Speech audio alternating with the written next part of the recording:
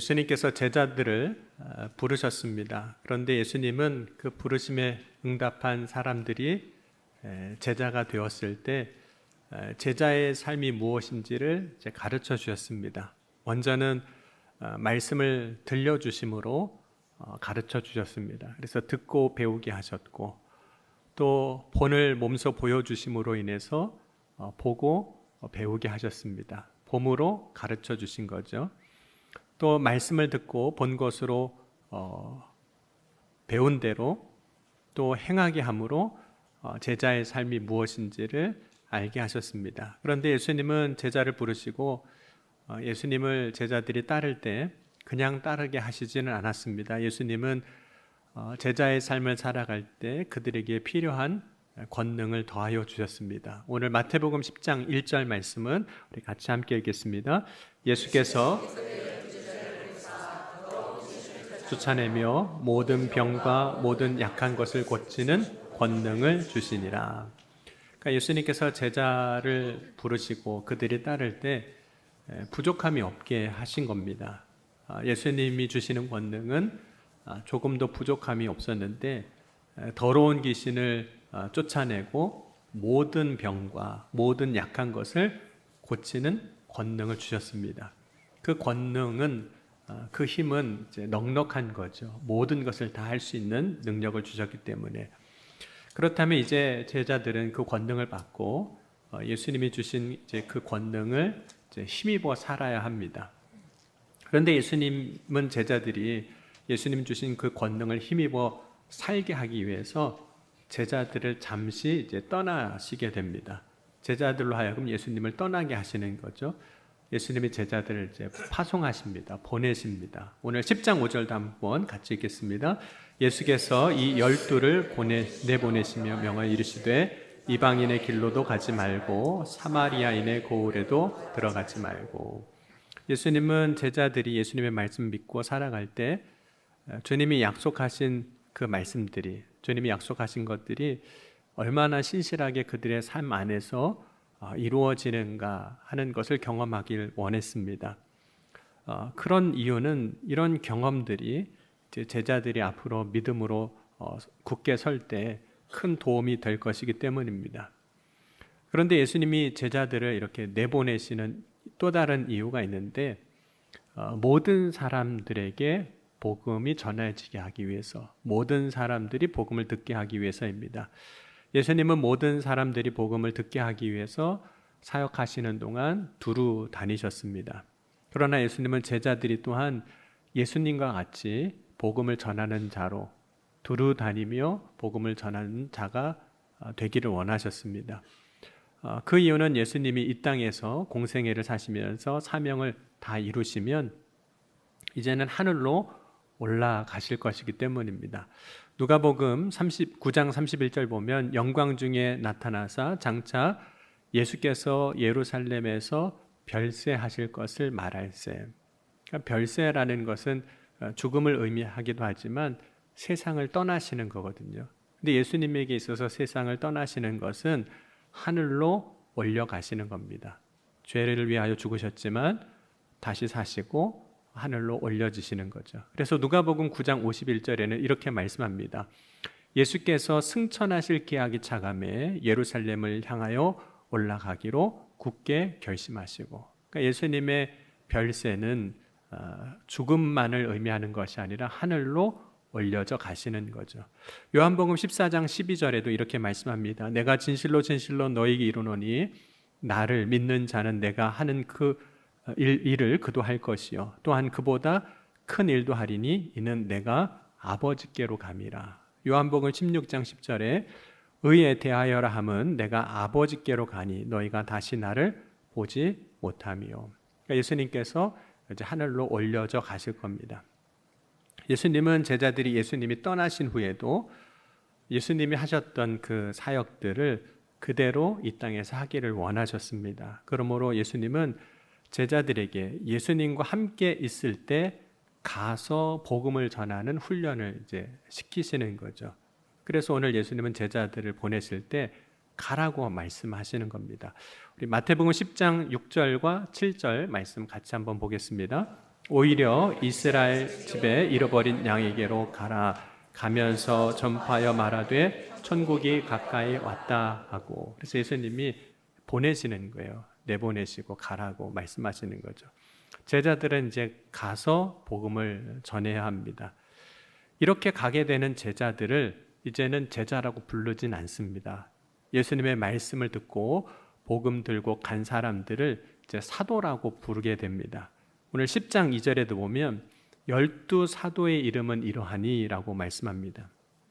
예수님의 12명의 제자들이 사도라고 불리는 것은 사실 특별한 권위를 가진 이름입니다. 하지만 사도라는 말 속에는 보냄을 받은 자라는 의미로 복음을 전하기 위하여 간 사람들이라는 의미도 함께 가지고 있습니다.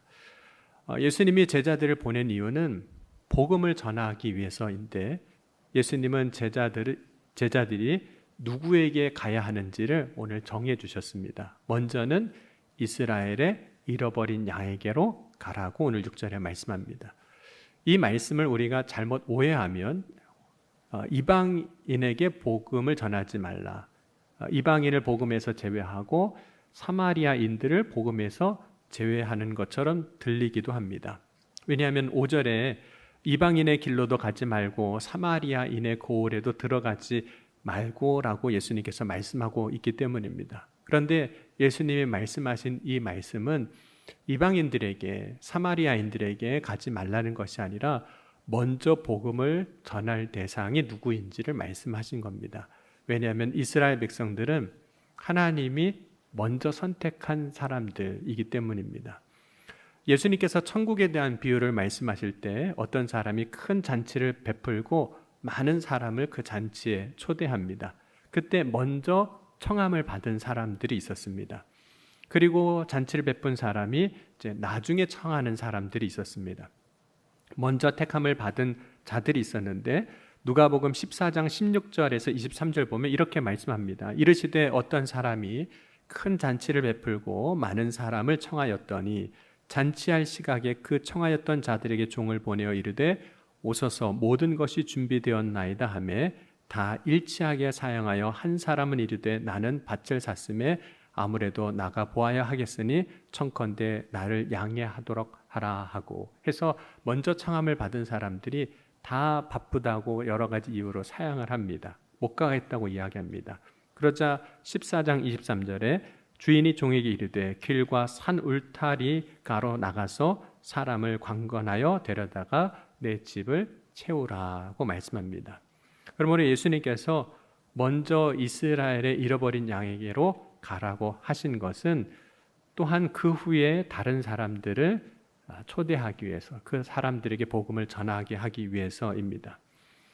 예수님은 제자들에게 가서 복음을 전하라고 할 때 예루살렘과 온 유대와 사마리아와 땅 끝까지 이르러 내 증인이 되라고 하셨습니다. 그러므로 예수님은 이방인들을 복음에서 제외하지 않으셨습니다.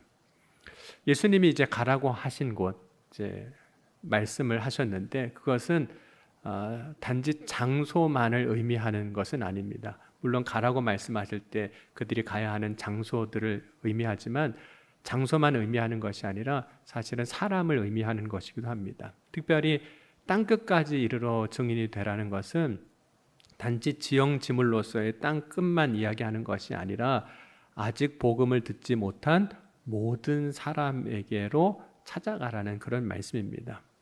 만약 저와 여러분의 삶의 주변에 아직 예수 그리스도를 알지 못하는 가족이 있다면 혹은 남편이 있다면 혹은 자녀가 있다면 다른 이웃이 있다면 그것도 우리가 가야 하는 땅 끝인 겁니다. 그러니까 땅 끝은 지리적인 위치일 뿐만 아니라 지금 나의 삶의 주변에 아직도 복음을 알지 못하는 사람이라고도 할 수 있습니다. 곧 하나님을 알지 못하고 예수 그리스도를 알지 못하는 사람입니다. 땅 끝은 하나님의 관계로서 설명한다면 하나님과의 관계에서 멀리 있는 사람, 우리가 땅 끝을 이야기할 때 지리적으로 나와 가장 멀리 있는 곳이라면 또한 땅 끝은 하나님과의 관계에서 가장 멀리 있는 사람, 관계적인 위치라고도 할 수 있습니다. 만약 지금도 복음을 알지 못하는 사람이 있다면 그 사람은 내가 가야 할 땅끝이 되는 거죠. 예수님께서 제자들을 파송하실 때 복음을 들고 가게 하셨지만 동시에 들고 가지 못하게 하신 것들도 있었습니다. 복음 들고 가라고 말씀하셨는데 들고 가지 못하게 하신 것이 있습니다. 10장 9절 10절도 우리 같이 한번 읽겠습니다. 너희 전대에 금이나 은이나 동을 가지지 말고 여행을 위하여 배낭이나 두벌 옷이나 신이나 지팡이를 가지지 말라. 예수님은 제자들이 복음을 이제 들고 갈 때 그 여행을 위하여 필요하다고 생각할 수 있는 것들, 돈이 되겠죠. 금, 은, 동은 다 재물입니다. 또 여행을 위해서 우리가 필요하다고 생각하는 여벌의 옷 혹은 신발, 그리고 의지가 되는, 힘들 때 버팀목이 되기도 하는 그 지팡이 등을 가지지 말라고 말씀합니다. 왜 예수님은 복음은 들고 가면서 이러한 것들, 금이나 은이나 동이나 두벌의 옷이나 신이나 지팡이를 가지지 말라고 하시는 걸까요? 그 이유는 믿음 때문입니다. 믿음을 위해서예요. 우리는 어떤 일을 하게 될 때 우리는 의지하게 되는 것들이 반드시 생깁니다. 그 일을 잘 되게 하기 위해서, 혹은 그 일이 계속 지속되게 하기 위해서, 혹은 그 일을 해내고 완성하기 위해서 우리가 의지하는 것들이 생깁니다. 사람이 될 수도 있고 뭐 방법이 될 수도 있는 거죠. 제자들이 예수님의 보냄을 받았을 때 이들은 지금 예수님을 이제 떠나서 가게 됩니다. 예수님과 제자들이 함께 할 때는 예수님이 모든 걸 다 책임져 주셨습니다. 먹을 것도 책임져 주셨고, 문제가 생기면 그것도 해결해 주시고, 주님이 다 책임져 주셨어요. 그러므로 제자들이 예수님과 함께 할 때는 주님을 의지했습니다. 그런데 이제 잠시이지만 예수님을 떠나게 되면 의지할 게 필요하게 될 겁니다. 그렇기 때문에 예수님이 이제 또 둘씩 보내기도 하세요.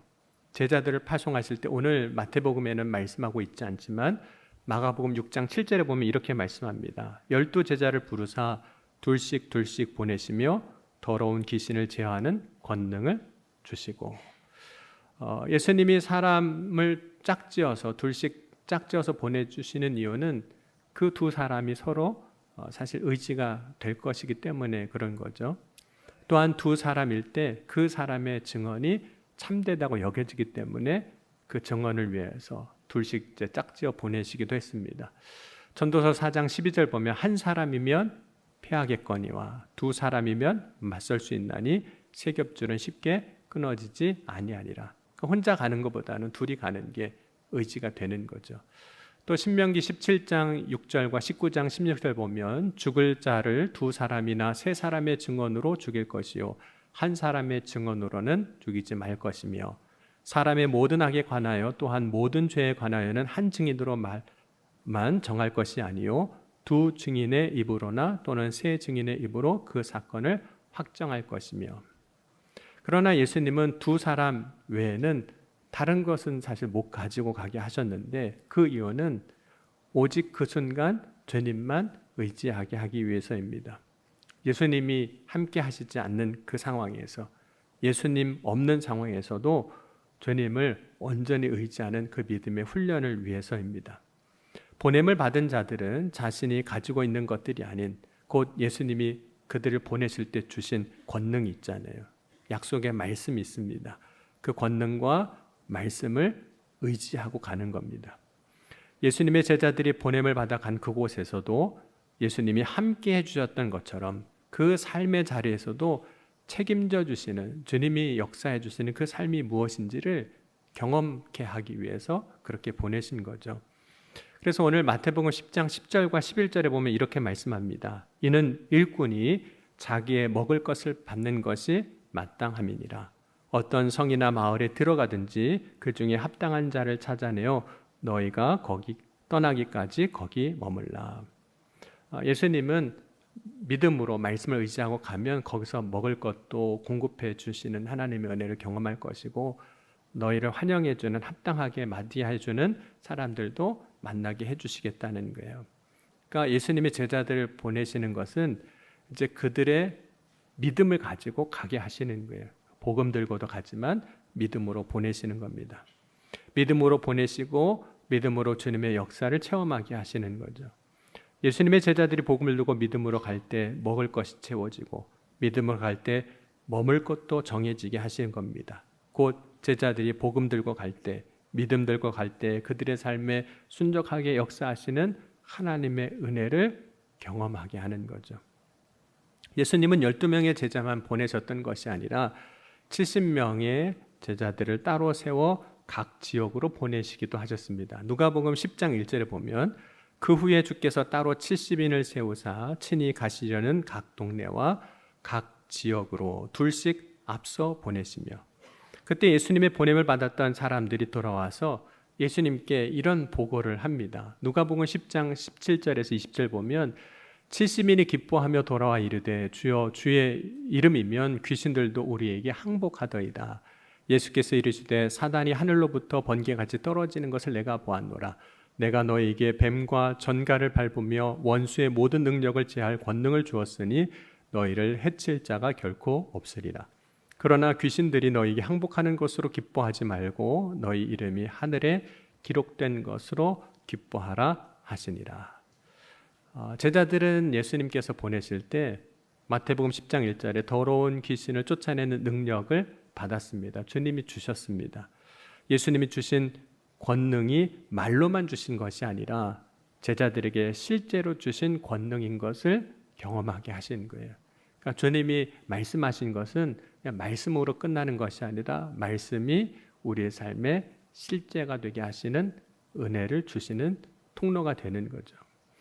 여러분, 예수님이 말씀으로 가르치셨는데 예수님이 말씀하신 것들이 나의 삶 속에 실제가 되는 것을 오늘 제자들이 보냄을 받고서야 이제 알게 되는 겁니다. 그리고 예수님의 보냄을 받았던 제자들이 이제는 말씀을 듣고 배웠고 보고 배웠다면 이제는 정말로 그 말씀대로 행하면서 배우는 것이 무엇인지를 알게 되는 거죠. 예수님의 제자들이 복음을 들고 가게 하신 것은 이제는 믿음으로 살게 하기 위해서 그렇게 하신 겁니다. 그런데 제자들이 예수님 말씀을 듣고 이제 갈 때 사람들을 만나게 된다면 이제 제자들은 어떻게 해야 되는 걸까요?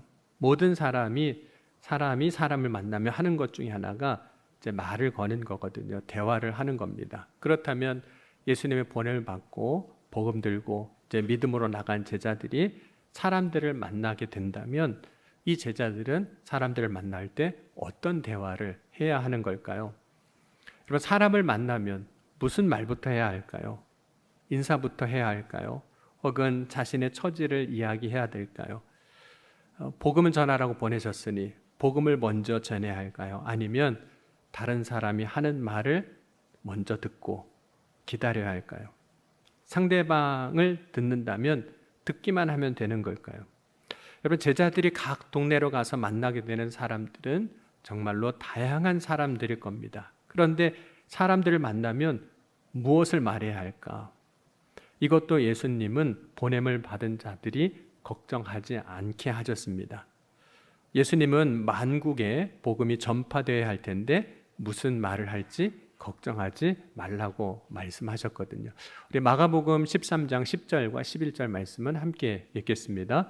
또 복음이 먼저 만국에 전파되어야 할 것이니라. 사람들이 너희를 끌어다가 넘겨줄 때 무슨 말을 할까 미리 염려하지 말고 무엇이든지 그때 너희에게 주시는 그 말을 하라. 말하는 이는 너희가 아니요 성령이시니라. 무슨 말을 해야 될지 걱정하지 말라는 거예요. 만국에 복음이 전파되게 하실 텐데 그때 무슨 말을 해야 할지도 성령께서 알게 하시고 그 말을 너희에게 주실 것이니 믿음으로 가기만 하면 된다는 거죠. 성령이 주시는 말씀이 있을 거라는 겁니다. 물론 이제 보냄을 받은 자들이 말을 전할 때 분명히 복음을 전하게 될 겁니다. 제자들이 전하는 말로 듣는 이가 회개하기도 하고 예수를 믿고 깨닫게 되기도 할 겁니다. 그런데 제자들이 가서 사람들에게 하는 것은 그들이 무엇을 하든지 간에 예수님의 보냄을 받아 간 사람들로서 믿음의 삶 그 자체가 될 겁니다. 보냄을 받아서 갔을 때 믿음의 삶 그 자체가 되는 거죠.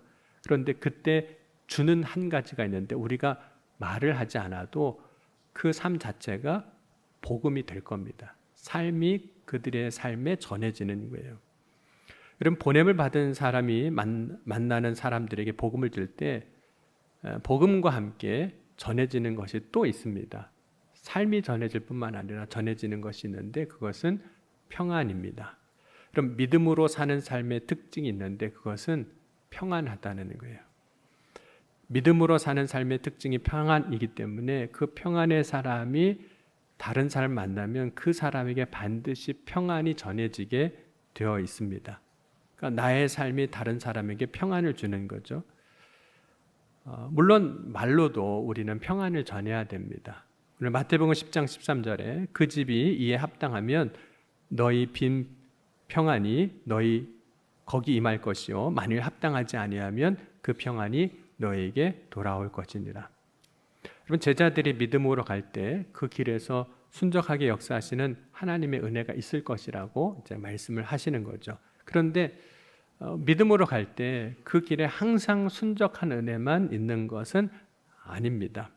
보냄을 받은 사람을 영접하지 않는 일도 분명히 일어날 겁니다. 그래서 10장 14절에 누구든지 너희를 영접하지도 아니하고 너희 말을 듣지도 아니하거든 그 집이나 성에서 나가 너희 발의 먼지를 떨어버리라. 사람들이 제자들을 영접하지 않는다는 것은, 그리고 그들의 말을 듣지 않는다는 것은 예수님이 보낸 제자들에 대해서 환영하지 않는다는 의미입니다. 또 환영하지 않는 것을 넘어서 때로는 적대적인 태도로 모습으로 나타날 수도 있습니다. 그런데 복음 들고 갔을 때, 믿음 들고 갔을 때 순적하게 펼쳐지지 않는 상황 때문에 너무 실망하거나 좌절할 필요가 없다는 거예요. 그 이유는 제자들이 복음을 전할 때 받아들이는 사람이 스스로 복음을 받아들이거나 혹은 받아들이지 않는 것이기 때문입니다. 보냄을 받은 사람은 믿음으로 가서 복음만 주고 오면 되는 거죠. 여러분, 예수님의 제자라면 이제 복음 들고 가야 합니다. 그런데 복음 들고 갈 때 간다는 것은 우리가 어떤 특정한 지역을 가는 것뿐만 아니라 사람에게로 가는 겁니다. 특별히 땅끝은 우리가 지형적으로, 지리적으로 멀리 떨어진 곳이기도 하지만 아직 복음을 알지 못하는, 복음을 받지 못하는, 그래서 하나님과의 관계에서 가장 멀리 있는 사람이 땅끝에 있는 사람인 거죠. 오늘 저와 여러분이 제자의 삶을 살아갈 때 멀리 땅끝까지 가지 못한다 할지라도 하나님과 가장 멀리 있어서 마치 땅끝에 있는 것과 같은 사람들에게 찾아가 복음을 전할 수 있는 저와 여러분이 될 수 있기를 주의 이름으로 간절히 축원합니다. 그때 하나님은 저와 여러분에게 무슨 말을 하게 하실지 성령을 통해서 알게 하실 겁니다. 그리고 그 복음의 역사는 하나님께서 친히 이루어 가실 겁니다. 우리는 복음을 들고 가서 전하고 선포하면 하나님께서 반드시 그 안에 역사하시는 은혜들을 보게 하여 주실 줄 믿습니다. 복음 들고 갈 때 믿음으로 가실 수 있기를 주의 이름으로 간절히 축원합니다. 복음 들고 갈 때 믿음 안에서 평안을 들고 가십시오. 그 다음은 주님이 역사해 주실 겁니다. 오늘 제자로서 복음 들고 나아가는 저와 여러분이 될 수 있기를 주의 이름으로 간절히 축원합니다. 오늘 주신 말씀 붙잡고 우리 함께 기도하시겠습니다. 우리 기도할 때 주님, 제가 이제 제자의 삶을 살아갈 때 복음 들고 가는 자가 되게 하여 주옵소서. 복음 들고 갈 때 주님은 이미 우리에게 권능을 주시고 복음 들고 갈 때 약속을 주시고 또 복음 들고 갈 때 마땅히 우리가 무엇을 말해야 하는지 알게 하시고 깨닫게 하여 주실 줄 믿습니다. 담대하게 나아가 하나님과 가장 멀리 선 그 사람에게 복음을 전하고 하나님께로 돌아올 수 있도록 그 길을 열어 주시옵소서. 이 시간 함께 통성으로 기도하시겠습니다. 지금도 살아계시고 역사하신 하나님 아버지 감사합니다. 우리가 제자로 살아갈 때 복음 들고 가는 자가 되게 하여 주옵소서. 하나님과 멀리 떨어져 있는, 하나님과의 관계에서 아직도 멀리 서 있는 사람이 있다면 그 사람을 향하여 복음 들고 나아가게 하여 주옵소서. 주님께서 능히 권능을 주시고 믿음을 주시고 복음의 능력을 주셔서 마땅히 그 사람을 만날 때 우리가 해야 할 말을 알게 하시고 하나님의 능력이 그 복음을 전하는 그곳에 나타나고 증거되게 하여 주실 줄 믿습니다. 이 아침에 온전히 주님 바라고 소망에 나아갈 때 역사하여 주옵소서. 우리에게 담대한 믿음을 주시고 그 복음의 능력이 무엇인지, 그 복음의 실제가 무엇인지 그 전하는 현장 가운데서 체험하게 하여 주옵소서. 사랑해 주님 감사합니다. 오늘 이 시간 우리가 제자의 삶을 살아갈 때 복음 들고 가는 자가 되게 하여 주옵소서. 복음 들고 갈 때 담대한 믿음을 가지고 나아가게 하여 주옵소서. 이미 약속의 말씀 권능을 주셨사오니 권능 들고 나아갈 때 마땅히 우리의 입에서 해야 할 말을 알게 하시고 선포하게 하실 때 하나님의 역사가 그 땅 위에 그 한 영혼 가운데 선포되고 증거되게 하여 주옵소서. 오늘도 주님 앞에 고백하며 간구할 때 부르짖을 때 응답하시고 이루어 주신 줄 믿사오며 사랑이 많으신 우리 주 예수 그리스도의 이름으로 감사하며 간절히 기도하옵나이다. 아멘.